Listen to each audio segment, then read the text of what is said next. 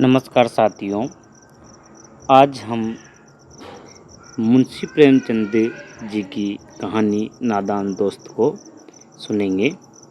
आज के हमारे ब्रॉडकास्ट में आप सभी का स्वागत है। चलिए स्टार्ट करते हैं कहानी को और ध्यान से सुनिएगा। केशव के घर में कॉर्निस के ऊपर एक चिड़िया ने अंडे दिए थे। केशव और उसकी बहन श्यामा दोनों बड़े ध्यान से चिड़ियों को वहाँ आते जाते देखा करते। सवेरे दोनों आंखें मलते कॉर्निस के सामने पहुँच जाते और चिड़िया दोनों को वहाँ बैठा पाते। उनको देखने में दोनों बच्चों को न मालूम क्या मज़ा मिलता। दूध और जलेबी की भी सुध न रहती थी। दोनों के दिल में तरह तरह के सवाल उठते। अंडे कितने बड़े होंगे, किस रंग के होंगे, कितने होंगे, क्या खाते होंगे, उनमें बच्चे किस तरह निकल आएंगे,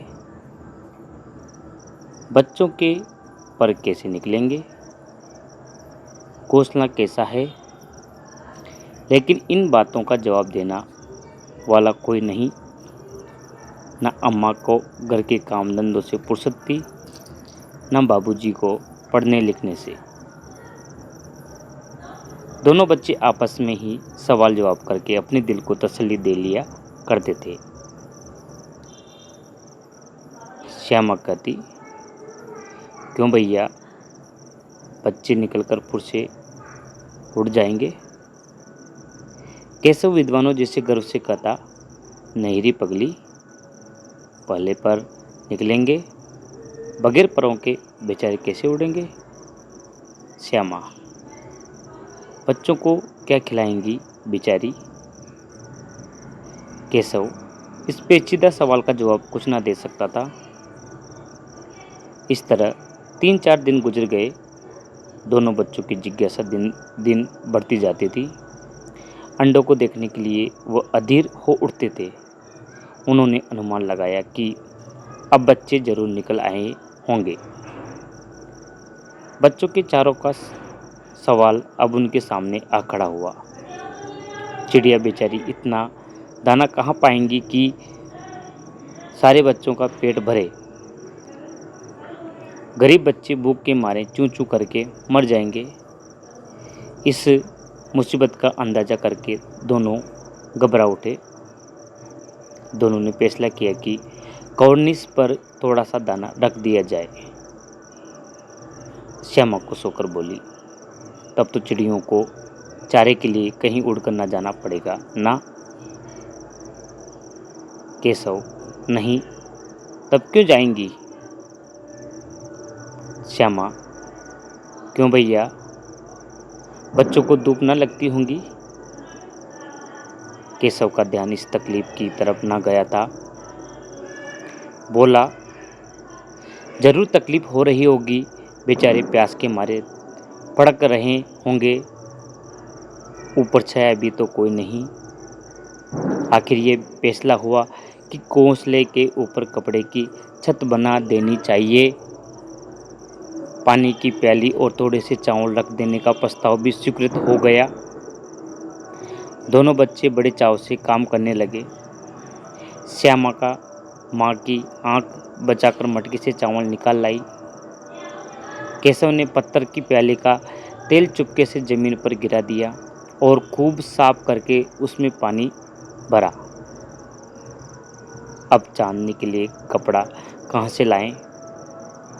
फिर ऊपर बगैर छड़ियों की कपड़ा ठहरेगा कैसे, और छड़ियाँ खड़ी होंगी कैसे।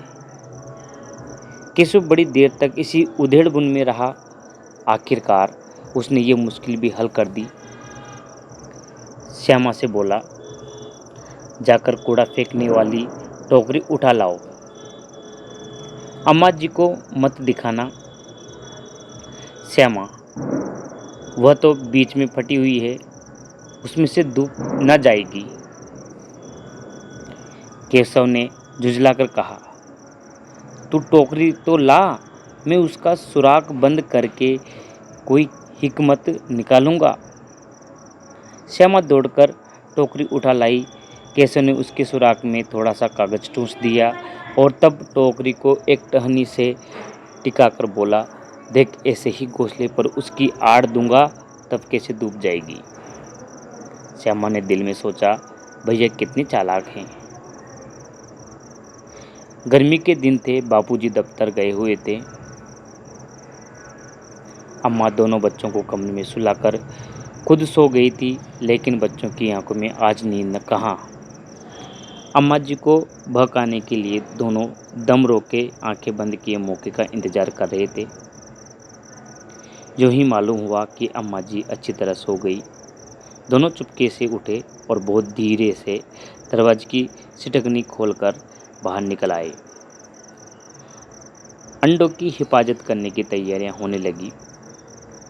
केशव कमरे में से एक स्टूल उठा लाया, लेकिन जब उससे काम न चला तो नहाने की चौकी लाकर स्टूल के नीचे रखी और डरते डरते स्टूल पर चढ़ा। श्यामा दोनों हाथों से स्टूल पकड़े हुई थी। स्टूल को चारों टांगे बराबर न होने के कारण जिस तरफ ज़्यादा दबाव पाता था, जरा सा हिल जाता था। उस वक्त केशव को कितनी तकलीफ उठानी पड़ती थी, ये उसी का दिल जानता था। दोनों हाथों से कॉर्निस पकड़ लेता और श्यामा को दबी आवाज़ से डांटता, अच्छी तरह पकड़ वरना उतरकर बहुत मारूंगा। मगर बेचारी श्यामा का दिल तो ऊपर कॉर्निस पर था। बार बार उसका ध्यान उधर चला जाता और हाथ ढीले पड़ जाते। केशव ने जो ही कॉर्निस पर हाथ रखा, दोनों चिड़ियाँ उड़ गई। केशव ने देखा कॉर्निस पर थोड़े से तिनके बिछ हुए हैं और उस पर 3 अंडे पड़े हैं, जैसे घोंसले उसने पेड़ों पर देखे थे वैसा कोई घोंसला नहीं है। श्यामा ने नीचे से पूछा, के बच्चे हैं भैया? केशव, 3 अंडे हैं, अभी बच्चे नहीं निकले। श्यामा, जरा हमें दिखा दो भैया, कितने बड़े हैं। केशव, दिखा दूंगा, पहले जरा चितड़े ले आ, नीचे बिछा दूं। बेचारे अंडे तिनकों पर पड़े हैं। श्यामा दौड़कर अपनी पुरानी धोती फाड़कर एक टुकड़ा लाई। केशव ने झुककर कपड़ा लिया, उसकी कई तरह करके उसने एक गद्दी बनाई और उसे तिनकों पर बिछाकर तीनों अंडे उस पर धीरे से रख दिए। श्यामा ने फिर कहा, हमको भी दिखा दो भैया। केशव, दिखा दूंगा, पहले जरा वह टोकरी तो दो, ऊपर छाया कर दूं। श्यामा ने टोकरी नीचे से थमा दी और बोली, अब तुम उतर आओ, मैं भी तो देखूं। केशव ने टोकरी को एक टहनी से टिकाकर कहा, जा दाना और पानी की प्याली ले आ, मैं उतर आऊं तो दिखा दूंगा। श्यामा प्याली और चावल भी लाई। केशव ने टोकरी के नीचे दोनों चीज़ें रख दी और आहिस्ता से उतर आया। श्यामा ने गिड़गिड़ाकर कहा, अब हमको भी चढ़ा दो भैया। केशव, तू गिर पड़ेगी। श्यामा, गिरूंगी भैया, तुम नीचे से पकड़े रहना। केशव, न भैया, कहीं तू गिर गया पड़ी तो अम्मा जी मेरी चटनी ही कर डालेंगी, कहेंगी कि तू नहीं चढ़ाया था, क्या करेगी देखकर। अब अंडे बड़े आराम से हैं, जब बच्चे निकलेंगे तो उनको पालेंगे। दोनों चिड़ियाँ बार बार कार्निस पर आती थी और बगैर बैठे ही उड़ जाती थी। केशव ने सोचा, हम लोगों के डर के मारे नहीं बैठती। स्टूल उठाकर कमरे में रख आया, चौकी जहाँ की थी वहाँ रख दी। श्यामा ने आंखों में आंसू भरकर कहा, तुमने मुझे नहीं दिखाया, मैं अम्मा जी से कह दूंगी। केशव अम्मा जी से कहेगी तो बहुत मारूंगा, कह देता हूँ। श्यामा, तो तुमने मुझे दिखाया क्यों नहीं? केशव, और गिर पड़ती तो 4 सर ना हो जाते? श्यामा, हो जाते, हो जाते, देख लेना, मैं कह दूंगी। इतने में कोठरी का दरवाज़ा खुला और माँ ने धूप से आंखों को बचाते हुए कहा, तुम दोनों बाहर कब निकल आए? मैंने कहा था ना कि दोपहर को ना निकलना। किसने किवाड़ खोला? किवाड़ केशव ने खोला था, लेकिन श्यामा ना माँ से ये बात नहीं कही। उसे डर लगा कि भैया पिट जाएंगे। केशव दिल में कांप रहा था कि कहीं श्यामा कह ना दे। अंडे दिखाए थे, इससे अब उसको श्यामा पर विश्वास ना था। श्यामा सिर्फ मोहब्बत के मारे चुप थी, या इस कसूर में हिस्सेदार होने की वजह से? इसका फैसला नहीं किया जा सकता। शायद दोनों ही बातें थी। माँ ने दोनों को डांट फटकार कर फिर कमरे में बंद कर दिया और आप धीरे धीरे उन्हें पंखा झेलने लगी। अभी सिर्फ 2 बजे थे। बाहर तेज लू चल रही थी। अब दोनों बच्चों को नींद आ गई थी। 4-5 बजे यकायक श्यामा की नींद खुली। किवाड़ खुले हुए थे। वो दौड़ी हुई कॉर्निस के पास आई और ऊपर की तरफ ताकने लगी। टोकरी का पता न था।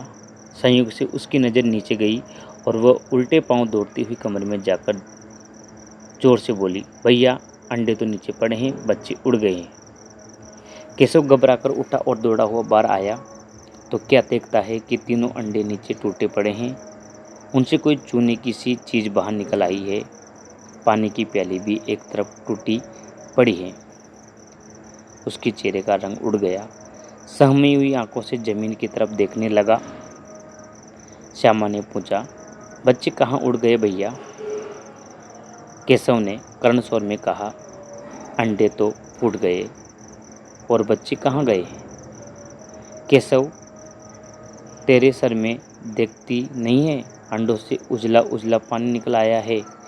वही 2-4 दिन में बच्चे बन जाते। माँ ने सोटी हाथ में ली हुई पूछा, तुम दोनों वहाँ धूप में क्या कर रहे हो? श्यामा ने कहा, अम्मा जी, चिड़िया के अंडे टूटे पड़े हैं। माँ ने आकर टूटे हुए अंडों को देखा और गुस्से से बोली, तुम लोगों ने अंडों को छुआ होगा। अब तो श्यामा को भैया पर जरा भी तरस न आया। उसी ने शायद अंडों को इस तरह रख दिया कि वह नीचे गिर पड़े। इसकी उसे सजा मिलनी चाहिए। बोली, इन्होंने अंडों को छेड़ा था अम्मा जी। माँ ने केशव से पूछा, क्यों रे? केशव भीगी भी बिल्ली बना खड़ा रहा। माँ, तू वहाँ पहुँचा कैसे?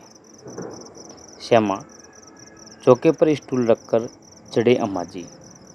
केशव, तो स्टूल थामे नहीं खड़ी थी? श्यामा, तुम्ही ने तो कहा था। माँ, तू इतना बड़ा हुआ, तुझे अभी तक इतना भी नहीं मालूम कि छूने से चिड़िया के अंडे गंदे हो जाते हैं। चिड़िया फिर इन्हें नहीं सहती। श्यामा ने डरते हुए पूछा, तो क्या चिड़िया ने अंडे गिरा दिए हैं अम्मा जी? माँ, और क्या करती? केशव के सिर इसका पाप पड़ेगा। हाय हाय, जान ले ली दुष्ट ने। केशव रोनी सूरत बनाकर बोला, मैंने तो सिर्फ अंडों को गद्दी पर रख दिया था अम्मा जी। माँ को हंसी आ गई, मगर केशव को कई दिनों तक अपनी गलती पर अफसोस होता रहा। अंडों की हिफाजत करने की जोश में उसने उनका सत्यानाश कर डाला। इसे याद करके वो कभी कभी रो पड़ता था। दोनों चिड़ियाँ वहाँ फिर ना दिखाई दी।